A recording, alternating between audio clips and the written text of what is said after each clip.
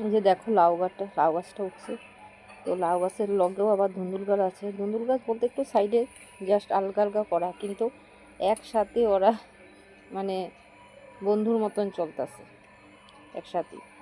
তো এখন দেখো এই যে ধুন্দুলগুলি কিন্তু অনেক শুকিয়ে গেছে, কেন আমার দাদা অসুস্থ থাকার সময় আমি একবারে গাছের দিকে ধ্যান দিতে পারিনি, যার জন্য অনেক ধুন্দুল শুকিয়ে গেছে। এই যে দেখো কিছু কাঁচা ধুন্দুল পেড়া নিচ্ছি, গাছের সবজি।